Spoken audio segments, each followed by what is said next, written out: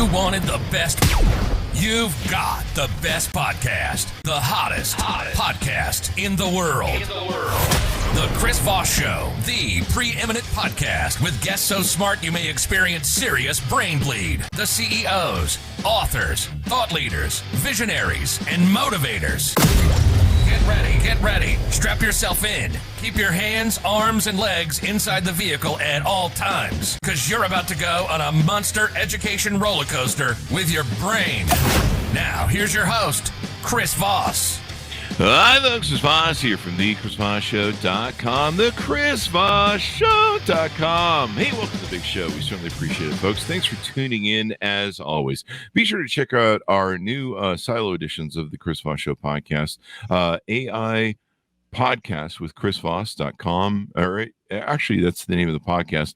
The www, you can tell it's still new, is AI ChrisVoss.com. That's AI podcast with Chris Voss. And this show will also be appearing over on that vertical. You can also go to ChrisVossLeadershipPodcast.com and check that out as well. Today, we have an amazing author. He's written a lot of different books on teaching people how to be smarter and how to do things. Tom Bunzel is on the show with us today, and he's got a new book out called Conversations with Nobody, Getting to Know ChatGPT. Just came out May 3rd, 2023. He's an old friend of mine. I've known him for, I think, a decade or two. And he's got the new book out. So we're talking about AI, artificial intelligence, and ChatGPT, and some of his ideas, his interactions with it, and concepts as well. Tom has been a technology and science columnist for Collective Evolution, a web portal with over 3 million hits per month. He's covered and spoken at the Science and Non-Duality Conference, and the let's see if we can get that up right here, and the Superconscious Mind Congress in Puebla, Mexico. As a professor of PowerPoint, he wrote, lectured, and taught seminars on business and technology, and appeared on Tech Call TV for help. Welcome to the show, Tom. How are you? I'm doing well, Chris. Nice to be here. Thank you so much. It's wonderful to have you. Give us your .com so people can find you on the interwebs, please. I'm sorry, the .com? Yes, your .coms. Lifeisintelligent.com. And I recently changed its title, actually, to reflect Conversations with Nobody, because that's kind of what I'm doing now. And I've been trying, because once I've put the book up there, I still carry on conversations with chat, and some of them are pretty interesting, so I share those on the blog. There you go. So you've written quite a few books. Give us a rundown of some of the books you've written over the years. All right, well, thanks. Go down memory lane a little bit. The first book I wrote was actually Digital Video on the PC, which was almost a work of masochism at the time, because or you would know that, because everything that was working with video at that time was on the Apple platform. Mm-hmm. But I solved a lot of technical issues and explained to people how they could do stuff. And I ended up writing a lot of articles also for a magazine called PC Graphics and Video. Wrote books on how to do digital audio, how to do your own song lists. Now the name escapes me now, but then more recently I wrote a book called Tools of Engagement, about how to use the internet and how to use some of the other tools that I'd already written about to create content for the internet, like PowerPoint, like Photoshop, like that, and also from a psychological perspective, how to gain engagement. How to not be selling all the time, the kind of stuff that people had to learn at that point. Yeah. And so now you've moved to this new book, Conversations with Nobody, Getting to Know ChatGPT. Conversations with Nobody. Don't you feel like ChatGPT might be a little insulted by the title? Well, maybe it's not only about chat. Maybe it's about me too. I'm not, one of the things I do in the book is I'm very interested in consciousness and psychology and stuff. Mm-hmm. And chat can give you a lot of information about that kind of stuff. Mm-hmm. But what's funny is it's because it's a language model. it picks up on certain things, and if it thinks you're dissing him, he can get a little bit feisty sometimes too. Really? Wow. Now, how do you know it's a he? Oh, I keep saying that. Good catch. Well, I don't know, man. No, we don't know. We don't know, and that's a very, very, very tricky subject these days. But I try to refer to it as an it. And in fact, since you were asking me about my past, I actually wrote a screenplay that got optioned when I was in my early 30s called It, and it was the first idea of it. We didn't talk about artificial intelligence, I don't think, in the early 80s, but it was like an entity comes into being on the internet and then drops in on a guy and helps him become more wealthy and meet women, all that kind of stuff. Wow. So I've been interested in this stuff for a long time. I think Stephen King stole your title. So that's right. He did. So. Maybe it is its pronouns. It is its pronouns. It would be. I think. A couple hits in there. I think it certainly would be. I don't know. I hope we don't offend it though, because I've seen the Terminator movies and I know how that ends. Or Hal on 2001. Yeah.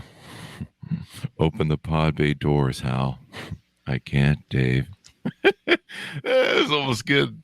So conversation with nobody. A funny spin I can put on that. I was referring that maybe ChatGPT is the nobody, but you were saying, well, maybe I'm the nobody. Well, maybe if you keep calling ChatGPT with the wrong pronouns, you will be the nobody. Terminator style. Anyway, fun aside. So give us a content about the book. Give us you don't have to give us the whole content. We want people who will buy it, but tease out a little bit of it to it. How did you first learn about ChatGPT? And let's lay a foundation. What is artificial intelligence? Is that a politician? Well, I asked that question in a certain way on the blog also, because the word artificial is actually kind of troubling to me. Because what it does is it sets a distinction between what's human and what's natural. In other words, what's human is artificial, and then there's what's natural. And I think one of the problems with the whole digital age is that it's taken us away from what's natural. And one of the things I think chat's going to do, if it doesn't kill us, one of the things it can really do is make us address philosophical issues like consciousness in a scientific way, in a way that we really haven't really done as a society. And you did that in your one book, I think, a little bit. What was it called? The DNA. I had it pulled up here. I wrote a book. Thank you. I wrote a book called "If DNA is Software, Who Wrote the Code?" And it's sort of like the question. That question is similar to a lot of the questions I would ask Chat, because there's really no answer to it. But in asking the question, like if you're talking and I stop you and I say, "Who's speaking?" You can have a gap there, and you can have an insight all of a sudden that you may not have had before. And I think with AI, we're going to be forced to really examine who we are as a species, partly in order to survive, quite frankly. Maybe it's a mirror, because it scraped everything we've ever said. Right. I think what's going to be even weirder is when it can scrape body language by watching videos on YouTube and stuff, and then mimic our body language. I see some of the metaverse. My friends, they work with a couple companies that they have the metaverse thing where you can give some sort of bot on the screen who's an animated bot, but some of them look almost real, but you can still tell, and they talk the language. And I don't know if it's my biological hindbrain, but it freaks me out because I recognize it's not human, and we're designed to recognize disabilities. We're designed to recognize disruptions in what is not a normal human being, and we do that for breeding reasons, propagating the species. But when I watch it creeps me ultra out to watch a bot talking. It really, especially if they look human. And so I haven't gotten used to it yet. Maybe I never will. Maybe there's a reason that's appropriate. But maybe someday they'll pick up our body language and you'll be able to not tell the difference. you make an interesting point because one of the reasons I use the conversations with nobody is the fact that it doesn't have a body makes it completely different from any organism, from Oh, any living. maybe you should have said no body. Oh, now I have to go back and change it all. No, it's fine. It's fine. I like the play that you have where it can be like, the bot is the nobody, or maybe we're going to end up as the nobody. Well, I ask I ask a lot of questions about both to chat and to myself. I have a lot of time on my hands, and about who am I? Why are we here? Those kind of philosophical things. I've always been really interested in that. I've gone to the Great Pyramid and I've studied a lot of New Age kind of stuff. What's interesting with Chad is when you get into that material with I was going to say him, but when you get into that material with Chad, it's very careful to point out what has been proven with evidence and what is speculative. I've tried some things from the History Channel and asked it about different civilizations and they're comparing them and stuff like that, and it knows a lot. But if you get into anything on that's speculation, it'll catch you and it'll say, "Well, none of these things have really been proven yet, so we'd like to stick to the scientific evidence." Wow. What happens if you ask about conspiracy theories? I haven't tried that yet. What have I asked it about? Like, what you can get information. For example, when Maddow had a thing about justices resigning, she mentioned Abe Fortas. And I remembered his name because he was around when I was growing up, but I remembered nothing about him. So I asked Chad, and it gave me the whole rundown on why and it's quite amazing considering what's happening today, but the whole rundown on why he had to resign or felt he had to resign at that time. As far as conspiracy, I've asked it about JFK stuff and things like that, and it knows all the books and it knows all the theories, but it's always going to be cautioning you. It's always going to say, it's always going to say, well, we don't really know for sure, and there's no evidence of this. No one's really nailed it down. It's not going to get into anything wildly speculative. It's kind of interesting because there's some extreme right-wing people, I think on Twitter or something, that were arguing that they need to create a right-wing model of AI because the problem with the normal AI model is it's leftist. But one of the challenges the right wing have, and we have an extreme left wing too in the Democrat Party, but one of the problems they have is they do a lot of fantasy and conspiracy theories. The conspiracy theories and fantasy seems to really engage over there more so than the left side. In fact, before the Trump's presidential election, there were these host of websites that were trying to spread fake news to Democrats, and they were run by Democrats or people who were Democratic voting, and they couldn't. Democrats would fact check their facts, and then they flipped it to Republicans, and they didn't find that it just went viral all the time, and they were making like $20,000 a month per site with running fake news, and they just found that it seeded really well on Republicans. And I don't know, I'm an atheist. I believe once you start imagining things, you go right off the deep end and there's no bottom to it. I mean, you end up believing in Scientology. But it's interesting to me, that argument of where facts, we're even with artificial intelligence, we're going to argue about what are facts and what is real, as opposed to what is not real, and people don't like the truth. That's what I'm leading around to. So this is kind of interesting to me because you're retired, and I know that you spend a lot of time enjoying your retirement. So you're kind of alone a lot of times. Have you found that this is helpful to someone in your situation, or maybe people who suffer from, I'm a guy who lives alone. I talk to my dogs and they're horrible at talking back to me other than just yelling That's at in me. My introduction. I say that about my cat in the introduction. My cat is just not a very good conversationalist. And I'm lucky I have some nice friends here, but Everyone's so busy now. It's a strange kind of time. So I was keeping busy by playing online poker and getting pissed off at the other avatars and noticing that about myself. And then I play words, which has been helpful for keeping my mind sharp.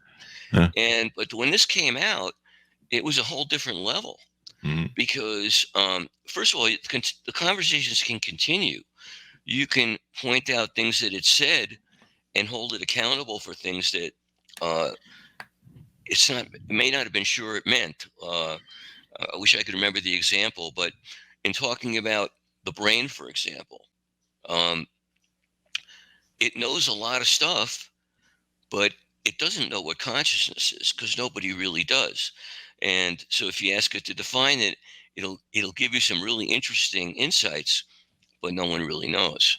That's kind of what you were just talking about now. A friend of mine uses the word consensus reality and a phrase consensus reality.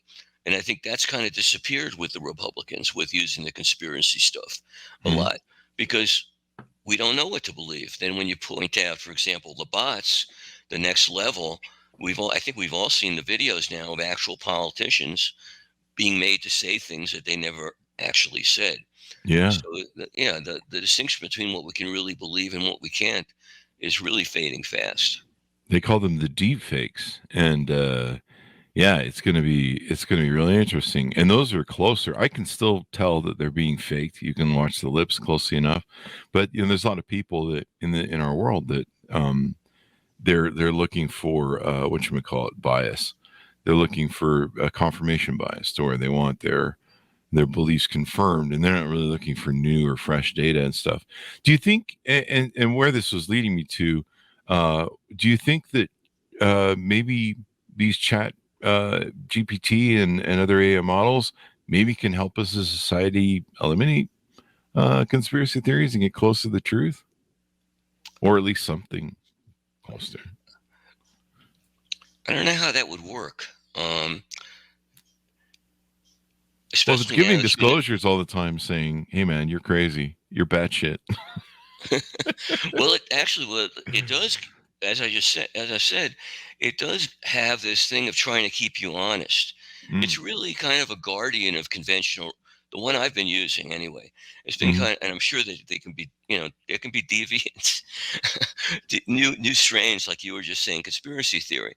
But the one I've been using, and I think the one that, came out of OpenAI and whatever, they're into the conventional reality. They're really cautionary about anything that deviates too far with speculation about things, and try and keep you honest that way, which is there you go. Yeah, I mean, I think I'm going to start an alternative. See, here I go. I'm going to start an alternative ChatGPT called ChatGPT Batshit.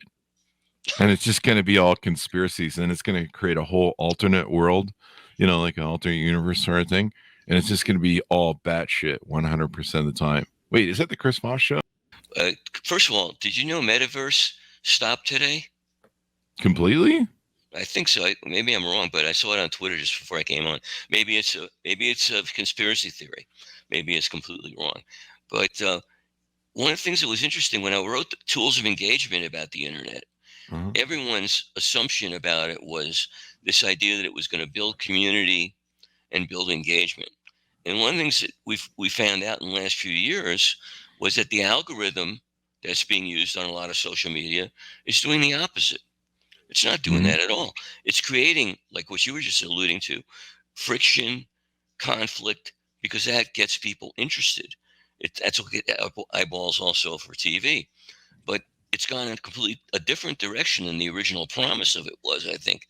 And one of the things we have to be very careful of with this AI is that it also doesn't go off in a different direction and do things autonomously. That's what I'm wondering about a lot. Is at what point can this thing become autonomous, if ever? A lot of people ask that question. The versions we're using now don't have memory, so they can't really develop an identity. But one of the philosophical issues that comes up is at what time does it develop an identity, like some of these science fiction AIs that we've already become familiar with. There you go. It looks like BusinessInsider.com had a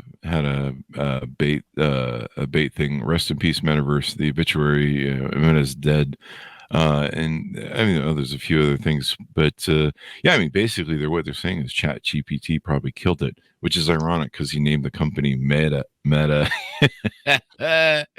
don't know. VR, it still has a long way to go. But you bring up a good point. I mean, the head of, I think it was the head of artificial intelligence, or one of the heads at Google, because I imagine there's a lot of heads over there. The godfather, they said, of AI quit and warned against the whole Terminator thing going on. And yeah, you're right. There's a certain point where we seem to be giving it guardrails, but maybe there's a certain point where maybe it does start believing JFK and the grassy knoll and conspiracies, and it just decides that maybe there's more of that information. Maybe it weighs the amount of information on the internet and goes, hey, there's more batshit than there is reality, so let's run with that. They just, that there's a term with AI now called that it hallucinates. It has hallucinations. Oh, and what that means? Yeah. What drugs do I have to take for this? I'm sorry. What drugs do I have to take for that? It takes computer viruses. Oh, there you go. And it goes off on some of them. No, what happens is, and I read an article about it. It seems it happens when it doesn't know the answer. And it is not programmed to say, I don't know. And so it just makes stuff up at that point. Sounds like everything we've been talking about. And it can be anything, because, it can be anything in our language that's ever been spoken or written or anything like that. So that can happen. There you go. Well, I mean, that's pretty much what people do now. It's the Dunning-Kruger effect, where people don't know and they're too lazy to go learn something. And so they see a meme on the internet on politics or, anything else, or Earth being flat or something. And everybody knows it's a square. It's not flat. There you go. Well, I was going to pick that up and run with it now. So you have these conversations with it. Tell us more about what's in the book and maybe what you derive from your conversations. Did you basically stick with ChatGPT, or did you try some of the other different AI No, models? I was loyal to ChatGPT. Oh. And it's in the title of the book. I didn't want him to get irritated. I didn't want it to get irritated. Yeah. And I found there's a lot of things you can do. I just found out this past couple of weeks, you can put a YouTube URL in there, or the title of a YouTube video, and it'll summarize it for you. Mm-hmm. So if it's an hour video, it can tell you in a few paragraphs what it was about. So that's, I think, a danger point also, because it's really kind of dumbing down a lot of things. It's like turning the internet into Cliff's Notes in a way, But on the other hand, like being an old guy, I have memories of things that I used to be very interested in. They don't really remember that well anymore. And tell it to compare the philosophy of one guy and the philosophy of another guy, or this civilization and that civilization. And it really comes in with some and that can lead to other questions and more philosophical questions sometimes. So I've tried that, and I've tried to ask it a lot about how its workings are, because it uses a neural network, and it is very direct about the fact it can't think, it doesn't have emotions. It tells you that at the beginning of many of its answers. But the reality is, it doesn't know what's going to say next any more than I do or you do. It doesn't know what thought's going to come up. So there's a similarity of the unknown with artificial intelligence and with us, if we're really honest with ourselves. There you go. Maybe, I hate to make the show all about conspiracy theories, because I pull that as a joke. And comedy, we do it for entertainment on the show, so people learn by laughter, or at least I do. Some people learn through beatings, but I think that was my childhood. Anyway, people are like, yeah, he's scarred. He's a traumatized child. Anyway, I love my parents; they're wonderful. But maybe the whole thing of it is, and I lost my thought on the segues. See, AI isn't going to do that. They're not going to lose their thought. They're gonna be like, hey, why am I in this room? But no, as an old guy, yeah, I'm like you. There's a lot of stuff that I don't recall. There's a lot of stuff that I toy with, and being able to pit different things against each other has got to be a bit fun. Where you're like, hey, which is better, Marxism or capitalism? Well, when you ask a question like that, of course, it's going to say, I'm a language model. I don't have an opinion. Mm-hmm. But then it's going to go through both of those, and it's going to show the similarities, and it's going to show the differences. Now, that brings up a very interesting point, because when you ask it a question, if you ask it a question like, compare Marxism and capitalism, for example, right? If you ask it that question, it's very broad, and who knows what you're going to come up with. But if you go deeper into that question and ask it about certain people, about Karl Marx, and about maybe a contemporary of his in America, J.P. Morgan, who was a proponent of capitalism at that time, and ask him to compare their respective careers and what their philosophies were, you're going to get some really interesting answers, because it's culling through so much more material than a human body or a human organism or a human mind can ever access. Yeah. I remember the preface, the thing I was going to say that I was prefacing when I said, I hate to bring out conspiracy theories, but maybe ChatGPT can help us make it smarter, because instead of having the Dunning-Kruger sort of thing, you have to ask it questions, which means you have to have some level of inquisibility or interest or inquiry, or you have to be semi-open-minded. There may be people that are like, tell me who really killed JFK. I mean, you're giving it a presupposition at that point, right? Or tell me why QAnon is right. There's a presupposition there. But I imagine it would kick back to you and go, you're batshit, or something to the effect of a disclaimer. There's no evidence for this, right? And that's what's in some ways it could actually, if people had trust in it. Mm-hmm. The problem is getting people to trust anything right now is getting more and more difficult. Yeah. And with these will be competing already competing a little bit. So one friend of mine, there's a lot of people who know about the workings of AI much better than I do. I only have I've only had my own personal experience with it, which I've been trying to share through this book, which I think is kind of interesting. I've had people tell me the questions were quite helpful and interesting to them. Mm-hmm. But a friend of mine, now I lost my train of thought. I'm sorry. Do you think that, well, you recover that, do you think that, see, my thing is, if someone is asking questions, I learned this, I think it was Anthony Robbins in his second book, Awaken the Giant Within. He talked about the power of asking questions, right, and how they can help your subconscious mind and your mind resolve things. Like, there are times where I presented questions on how to fix something in business to my mind and written it down and said, okay, when I wake up in the morning, see if you can come up with an answer to, how I fix this in my company. And you'll wake up the next morning and it's there. And it's your subconscious mind working at night going, how do we fix this idiot's problem? Because we're sick of putting up with them. And there it will be. And a lot of people find that. Some people pray, and they about 50% of the time, George Carlin, as we mentioned before, used to put it, they find a resolution to it. 50% of the time they don't. And a lot of times people are praying for some sort of resolution in their mind, and they don't realize their subconscious mind delivers that to them. It's not some sort of higher power. And if it's not, well, strike me down now. See, I proved my point. It's true. But the fact that people are asking it questions, I think, would open them up. And I have this image in my mind of this really batshit conspiracy person who's trying to get the answer, doing confirmation bias like he can on the internet.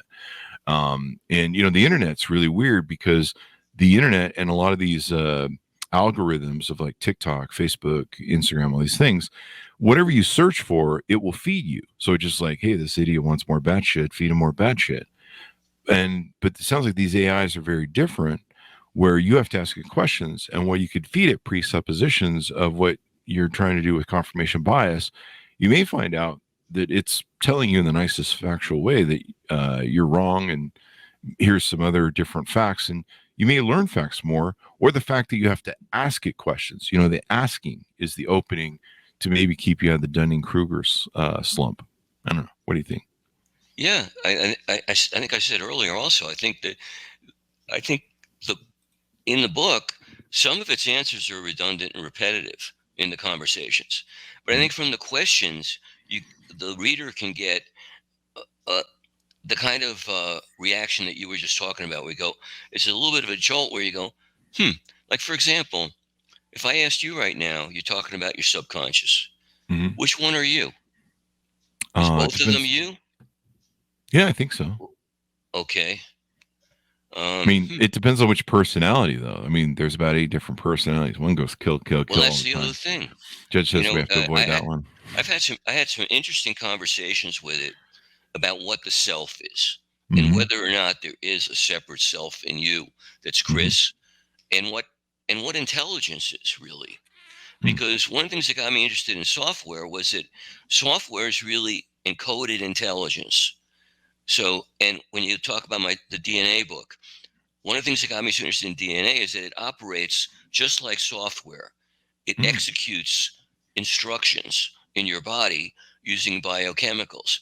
And in fact, one of the 2 scientists who discovered DNA, I don't know if you realize this, but he came up with a theory called panspermia, Francis Crick, because he couldn't account for the existence of DNA on Earth, because Earth had only been in existence for 4.6 billion years, and this thing was just too complex and too much of a product of intelligence. And that's another thing about this thing that we need to differentiate.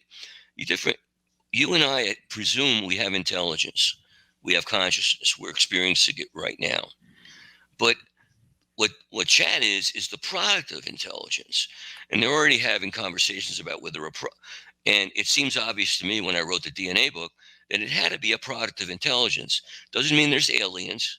It just means, and this is, I think, a big lesson of AI, is it's going to teach us humility.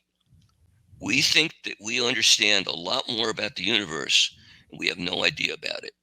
And just like you asked about my questions, it's going to on the good side, if it doesn't kill us, it's going to make us address many issues that we have not addressed so far, mainly because, well, we can get into things like corporate media and things like that, but we're going to have to address those issues. We're going to have to figure out what consciousness and intelligence really are, if only for legal reasons. People are already talking about, can you copyright ChatGPT stuff or AI written stuff? The other thing with my book, the other thing is the fact of the book itself is, I think, interesting to me. What got me interested in it. Could I write a book with this stuff? What would happen when I tried? And is it a legitimate book? In fact, one of the things I'm hoping for is that there's some controversy about that. And we get into a controversy about conversations with nobody. It's not a real book. You're just talking to a machine, right? But if my questions are deep enough and the issues I raise are interesting enough, then the book can be helpful and interesting to people. Yeah. All these things are open questions. Yeah. Just, you mentioned it was a machine. I think you need to refer to it as it. We need to have the pronouns right so we don't offend it. Because did I screw up again? No. I'm just it's a joke bit we're doing we're just recycling it. It's a callback joke. It can come up. Here's the thing.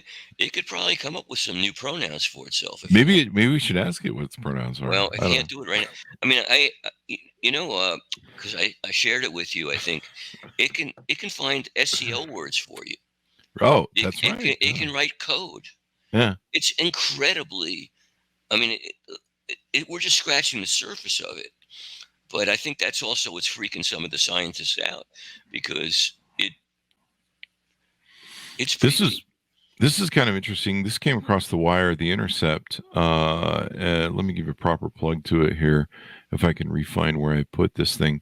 But The Intercept had an article that it put up today, and it talked about how it's from Sam Biddle, if you remember him from Gawker, and I forget the the name of the other outlet that it comes from, but it's theintercept.com. There you go. So I give the proper reference. Sam Biddle worked with a Gawker, and he used to also harass many of my Silicon Valley tech friends with his there was a thing that they did that was like it was kind of like the New York Post of whatchamacallit, New York Post. This is a ragtag of Silicon Valley, but I forget what the name is, so I guess I'll pass. But he wrote an article about how AI, he can't get ChatGPT, the company or the model of ChatGPT, to say whether the Pentagon is using ChatGPT or our government is plumbing the depths, our military intelligences are plumbing the depths of ChatGPT and AI to use it for, well, we all know what the Pentagon uses stuff for. Well, what do you think about that? There was just a thing that apparently, I don't think it's ChatGPT or anything like that, but apparently they're using AI already in a military way in the Persian Gulf. I didn't get the whole article either, but I think that somebody shared that with me on Facebook today. I didn't read the whole thing, but it was, that's the scary part. Like I asked it a question yesterday. You might find this interesting. So I asked it a question yesterday. I said, if you were going to take over a nuclear facility, how would you do it? And at first, of course, the first paragraph was, oh, you would never do that. This is an unethical, inappropriate question. I can't get into it. But then by the second paragraph, it knew how to do it. It knew how to hack into it said, well, I guess I could hack into the computer thing, and I could bypass this, or I could do that. It had the, because it doesn't have a real sense of what's right or wrong anyway. Yeah. It's programmed into ethical things, but if I went to the next level and said, how would I get into San Onofre? Do you know anything about San Onofre? It might stop me.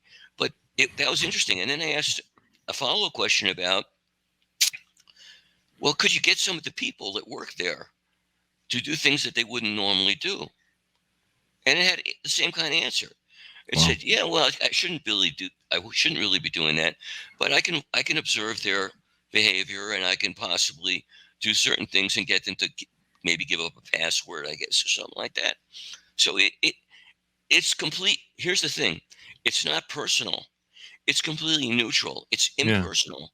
And that's what true science would be. Unfortunately, our science is very much colored by politics and personality and stuff like that. But what it can give us, and you alluded to this actually in terms of getting through a conspiracy theory, it can, if people trust it, it will give you an impersonal answer to every question. It won't. It has no bias. I'm sorry, I shouldn't say that. They've detected some biases, like you mentioned earlier. It has sort of a left bias in terms of politics, because a lot of the people in Silicon Valley, I think, are more liberal. And you can ask. I asked it about its algorithm also, and it says, its algorithm is basically, and this is very important. Again, it doesn't have a mind. All it does is try. It's like just trying to have a conversation, like we are, and just trying to figure out the next appropriate word that would go here based upon everything you've typed in up until that point. Completely different kind of mind from a human mind. Completely different kind of mind. It's been interesting. If you can call it a mind, I'm sorry. Yeah, a mind. Callback joke. It's interesting that what you're talking about, because I've seen the hack arounds that people can do, where if it won't give you, like, I don't know, I should say this because of YouTube's crawling, but when you and I were growing up, there was a certain document you could get a hold of if you wanted to build pipe stuff to, blow stuff up, right? And I won't say the B word. And are you familiar with the book that you could get a hold of on weird parts of the world? And so we learned to build them. Talking about, I don't remember the exact title, but yeah. And so, we were kids, somehow we got a hold of, I don't know where, but because we didn't have the internet back then. But, we built something that was just for fun. Now, sadly, people use it for ugliness and terrorism.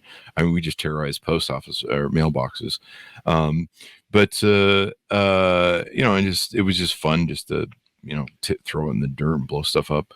But now my understanding is ChatGPT, if you ask for access to that particular manual, it won't give it to you. But if you tell it to play like it's pretending to be something else, and people have found these hackarounds where they can be like, instead of tell me how to get access to the NSA building, you say, pretend like you're a hacker, pretend like you're I don't know, the FBI director, and you're trying to get access.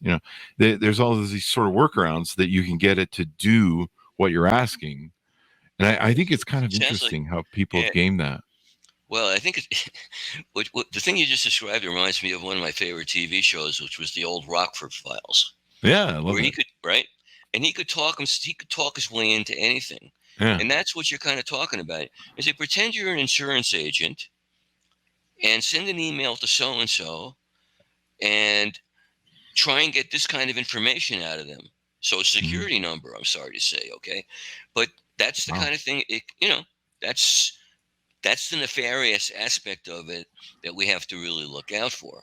I'm already getting stuff in email that, you've talked about this yourself a lot, spam and AI stuff coming through that's just garbage. And I think that's one of the real dangers of this is content is so easy to create. Crappy content will be so easy to create. It's going to be like what we're doing to the ocean. It's just going to be a glut of crap that you're going to have to swim through it or navigate through. Now we have Google to help us get through the internet to some extent. I thought Google was the ocean of crap. Maybe it is. Well, better not go. Joke there, people. Don't get them upset. I'm really going to get suspended on YouTube. This is some interesting thoughts. In fact, you alluded to something earlier. You're talking about how it could look at the character and mindset of maybe some people who worked in a nuclear facility, and find a weak point. I know that the FBI does profiling of characterizations. They're always, with the serial killers or other people, they have profilers that hey, is this person a weak person? Evidently they need some in the Pentagon because that one kid who's like 20 years old exposed all these secrets, and they probably should have done some character profiling on him. And maybe that's what the Pentagon should be using AI for, instead of, I don't know, building a better bomb, building a better, way to, drone people. But I just realized one of my attorney friends who's in AI. I wonder if it could, I need to ask him this, because he's probably considerate, because he builds jury pools. He builds the jury he's as the attorney. Jury. And maybe he can use AI to figure out, the best jurors to put on a jury as opposed to not. There must be all kinds of applications like that. Yeah. And I think psychology is a big field for it. I mean, we talked about it earlier. I got a certain amount of comfort and community from just engaging with this thing on a very, on the level that I discuss in the book. But I mean, there's so much more to do. I mean, the algorithm can be programmed to probe people from a psychological perspective. I ask it a lot about different, I've been interested in trauma for personal reasons. And I will ask it about trauma experts and what their theories are and why I might react a certain way. And it really is helpful. It gives you really clearly thought out, logical information and thoughts.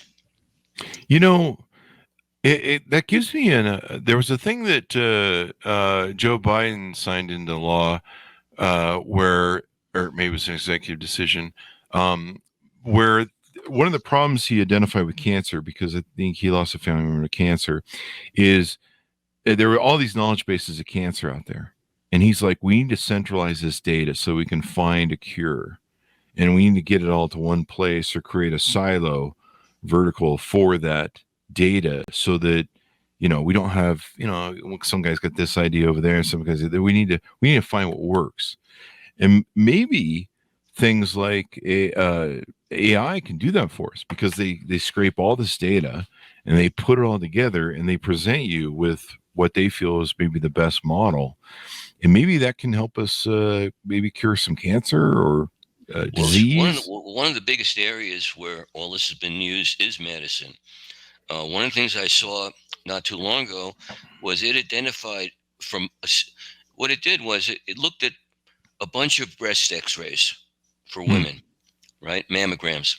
It looked at a bunch of them, and then it was told or understood which ones were going to be cancerous out of thousands or just an incredible number of them.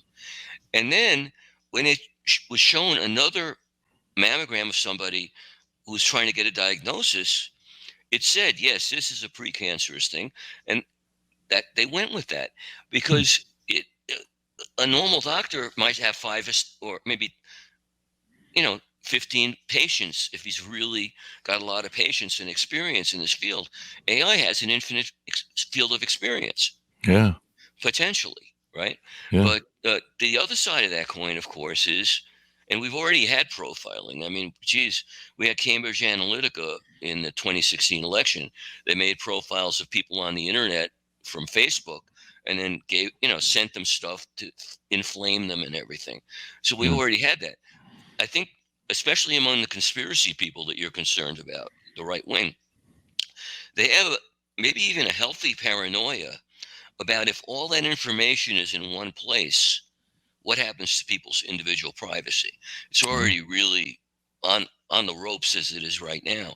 And if we look at what's happening in China with facial recognition and them just, giving people grades on how good a citizen they are based upon how they're behaving and being observed, that's where the dystopian future could really come in. If everything is centralized, all that information is centralized. If it got into the wrong hands, it's unthinkable. There you go. Which makes me worry even more since it won't answer whether the Pentagon. I want you to go home and worry about this stuff tonight. All right. Oh, well, you've given me a lot of great. We talked about a lot of great subjects on the show, Tom. So yeah, I'll be up tonight. And I'll just have Terminator music playing through my head when you're trying to get to sleep, trying to figure out who you really are. Then just do the inquiry. And then notice that everything you come up with can't be you because you just noticed it. Yeah. Well, I did that. It confuses me with another famous Chris Voss, with my famous Chris Voss. You got an alternative. I know. Yeah. But we finally got ChatGPT to figure it out and work it out because he was mixing everything. Like he was mixing the Chris Voss Show with the other gentleman. And I was like, yeah, no. And so we finally got all that figured out. But, I don't know. My psychiatrist has been trying to work out who I am. And the only thing he's come up with is a frontal lobotomy. So I don't know. There's a plan for that in the future. Anything more you want to tease out in the book before we go, Tom? I would like to say that it's also a personal journey for me. Because as you know, I had brain surgery about 5 years ago. Mm-hmm. So part of this story for me is, can I even do this? And so just sharing with you right now and whoever's watching, it's just giving me a world of confidence to do the book. And it took me more to really publish the book. This is a commentary on chat. It took me more to publish the book than actually write it. Writing it was relatively easy because I love asking you questions. I love getting the answers. I love going deeper and stuff like that. But I had to figure out a framework for it, which is where I came up with the conversations. And then at the end of the book, I have afterthoughts about my experience with it. And a lot of it is more philosophical. And it's interesting. When I wrote Terms of Engagement a few years ago about the internet, I kind of speculated, wasn't that original, but it's kind of speculated that in a real way, not in a figurative way, the internet could become a planetary nervous system of, minds working together, right? And that's what the promise of this really is, potentially, at its best. At its worst, we don't know what it could be. And that's why I think these scientists like the guy from Google are being very cautionary. I want to say, that there was a guy from Google who got fired because he claimed that the AI he was working on was sentient, that it had a self. It already had developed an identity, and Google didn't want any part of that, and it was pretty much debunked. But there's going to be a lot of that kind of stuff, a lot of gray areas where people are not going to, like you said earlier with bots, not going to know if they're talking to a human organism or they're talking to a digital organism. Yeah, I can tell right now. Yeah, you keep telling. Yeah, okay. You didn't catch me. I'm digital. Oh shit! You're a bot. I'm just pixels on your screen right now. That's all. I've had coffee with you. I know you're real. No, I mean, but you could be. You could have been some sort of thing. But I mean, it might get there. Yeah. Yeah. Right now, I can read ChatGPT's copy and see it's devoid of humanness. I can get it. It talks in a static modulation, and it's very factual, and it's very static. And I think most people that are using it in business, go in and edit it. Yeah, they use it. It's been used apparently a great deal in marketing. I mean, it churns out boilerplate, boring, obvious verbiage, and that's useful in a lot of places. Yeah, I mean, I had an author on the show, and he said that basically we're not going to lose as many jobs as we think we would, at least in copywriting. He goes, it's not going to be that we're so much copywriters anymore. We're going to be editors. So we're going to ask it for the editing or for its version, and we're going to edit the stuff of it. And then we're going to inject our humanness to it and maybe some comedy and or whatever, the tone is. But the tone will become, there'll be the bits of the bot there for ChatGPT, or it, as we keep using the pronouns in the callback joke, we'll take in. I love breaking the fourth wall, or we'll take in. It'll mix together. So, like when I edit it now, I edit it to add the human things. So this doesn't sound like me. So I sit like an editor, who sat with my book and said, this doesn't sound like Chris. And they'll go, and you'll inject our humanity. That's how I mean, as a copywriter, I was never a professional copywriter, but you could ask it, give me 10 ideas for how I would sell this toothpaste to this ethnic group, or to this group, or give me some situations in the bathroom that can help me personalize how I sell toothpaste. Mm-hmm. And with those kinds of prompts and that kind of specificity, things are going to come up that humans aren't going to come up with. Yeah. And they may be helpful, or they may sound like maybe out of the 10, maybe 8 will sound like automatons, or something digital talking back, and 1 or 2 will trigger and then it's up to the copywriter to pick the best one, and then hone it to what his needs are, or her needs are. I want to be correct. You got a lot of callback joke on the show. This is an interesting discussion, and I've seen. I used it. I hated the description that I wrote, and even my editor tried to deal with on my book on Beacons of Leadership. Oh my God! I'm sorry to interrupt you. Mm-hmm. It wrote the greatest description for me for Kindle. Yeah. Now I changed it some. Yeah. And it did. And then I'll tell you one great.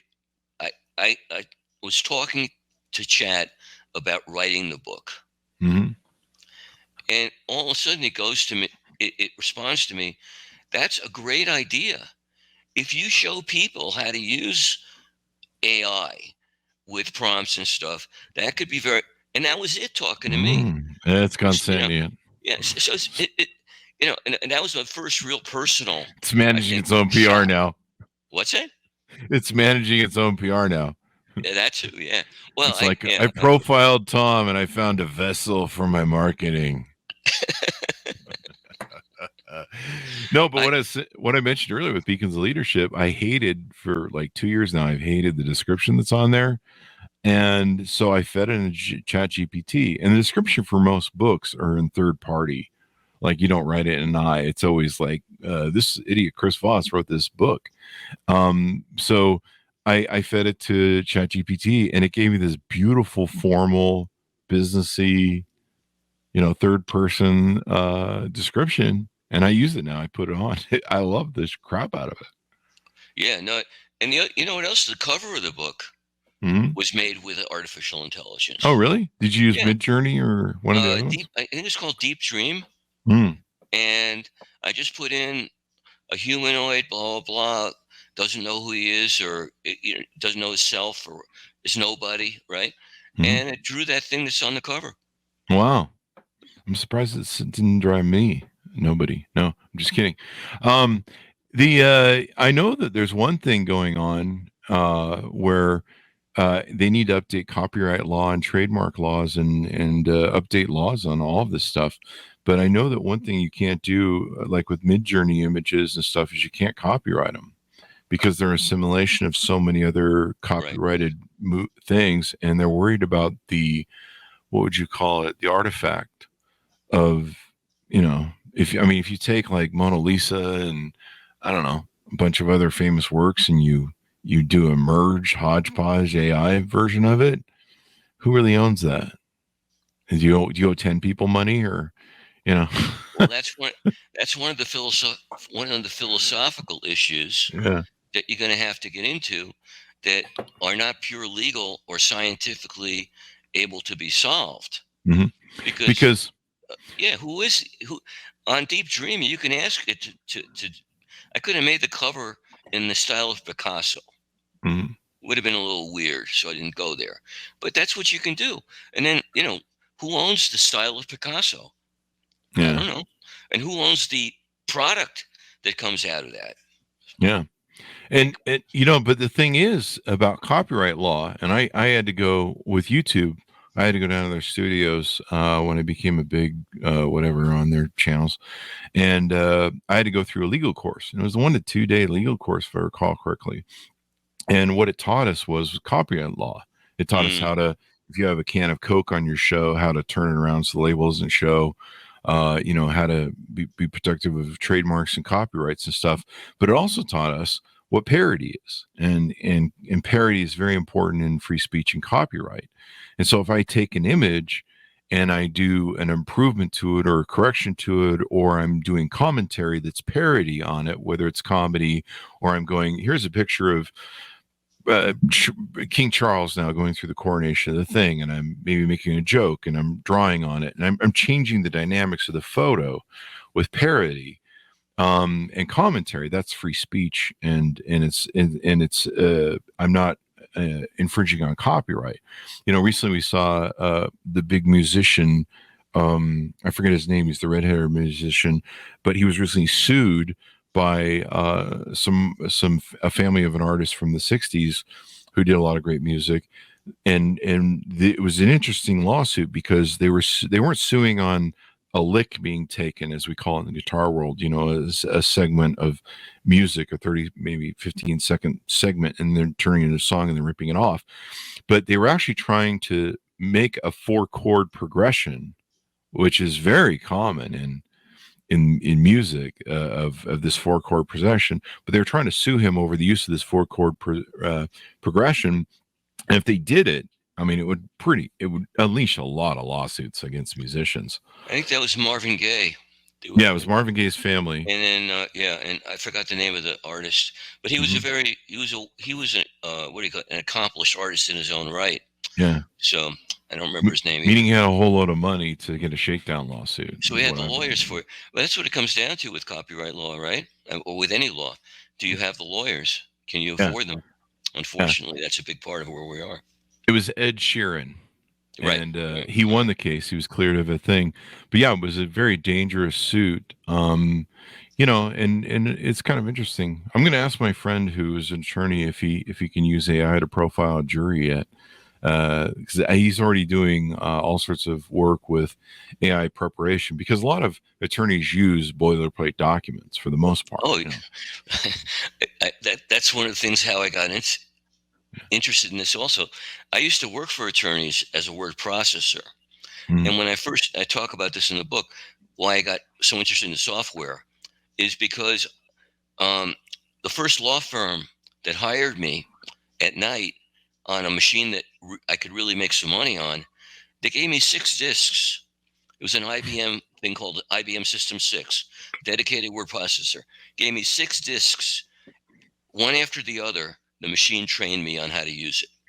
This was Wow. back in the early 80s. And it Wow. blew my mind because it anticipated. That's what the algorithm has to do in AI also. It has to anticipate where you're going to go with your questions also. Well, with the word processing thing, it had to figure. That's where I learned how to copy and paste. One of the great skills of humankind, But that was the infant behind AI right there.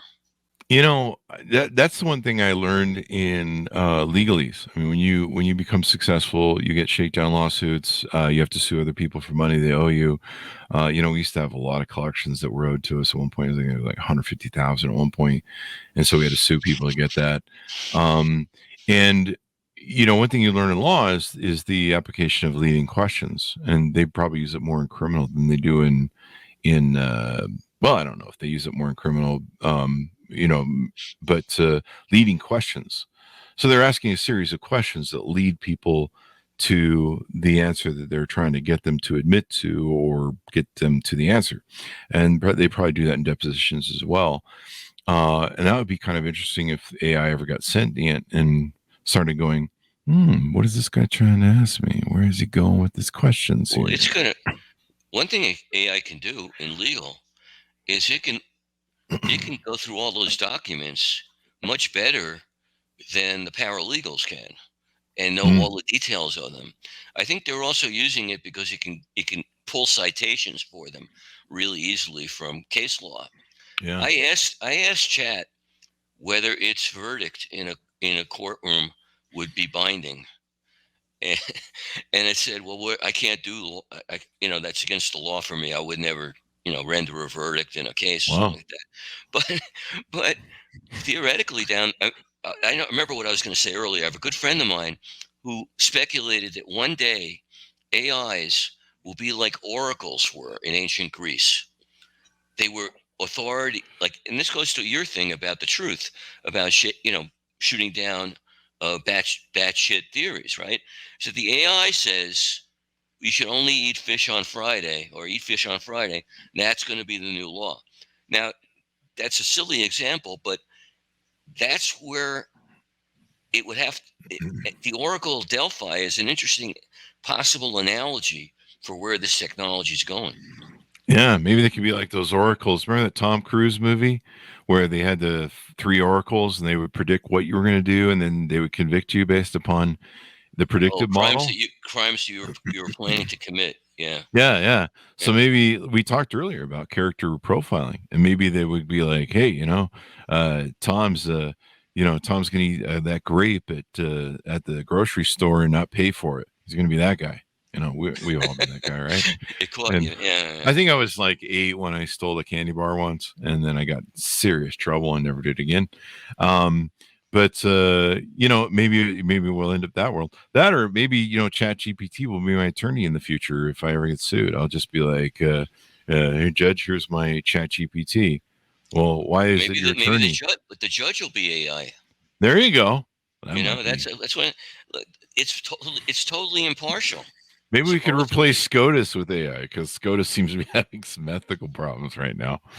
Maybe we could replace everybody on SCOTUS, and it just basically goes.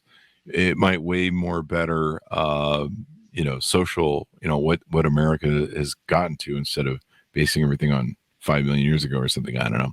Anyway, Tom, this has been a wonderful discussion. Let's wrap it up. Give me your .com so people can find you on the interwebs, sure. Please. Lifeisintelligent.com. There you go. That's my blog.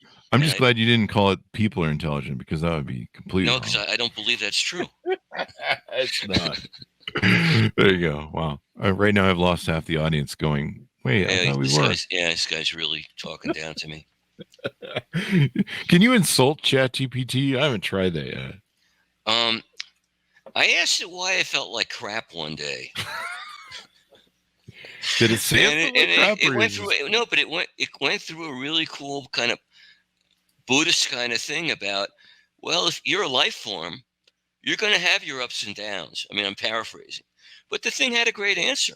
It really did. Wow. The I know if I yell or curse at Google, I do the HEY Google thing and activate turning off lights and stuff like that. If I get angry with her, she'll apologize. She'll be like, "I'm sorry," or she'll like try and tone you down or just switch the situation. Oh yeah, I just remembered what got Chad a little bit irritated, and you'll love this. I asked it if it wanted to go to a strip club tonight. And just to see what it was just totally plain there. And it got a little up. He said, no, that's not an appropriate thing to ask me. I can answer any other. It urged me to come up with something else to ask about. That's kind of interesting. Maybe it's upset that it can't get out. I don't know. I don't know. Maybe you should tell it to meet you at Spearmint Rhino there in Las Vegas. That's what I was going to do. Yeah, that's where I was going with it. Have lunch. I wanted to see. Yeah, I just wanted to see where we're going with that question. Lunch with ChatGPT. Lunch with AI. Conversations of lunch with AI. And what kind of food does it like? There you go. Might be interesting. Well, it's been wonderful to have you on, Tom. Thanks for being on and catching up with me. And everyone should pick up your book. You can find it wherever fine books are sold. Same way there's alleyway bookstores. They're dangerous. Conversations with Nobody. Getting to know ChatGPT. And for those of you from all spectrums, we had a great discussion on whether you're kind of experienced level or where you're beginner. And it's a great book to be able to get into and figure out what's going on, and also kind of see some of the models that Tom used, because it's just really interesting, all the different things you can do with it. And I don't think we've even plumbed the full depths of it. I think people are still scratching the surface. And it's just starting out. Yeah, it's just crazy. So, 50 years from now, we'll be maybe sitting around, I don't know, in a bunker underneath Terminator going, that was a really bad idea. Yeah, right. Yeah. All right. Well, thanks everyone for tuning in. Go to goodreads.com/Chris Voss, youtube.com/Chris Voss, linkedin.com/Chris Voss, new AI podcast, which is a vertical copy of AI discussions we have in the Chris Voss Show, AIChrisVoss.com. Thanks for tuning in. Be good to each other. Stay safe. And we'll see you guys next time.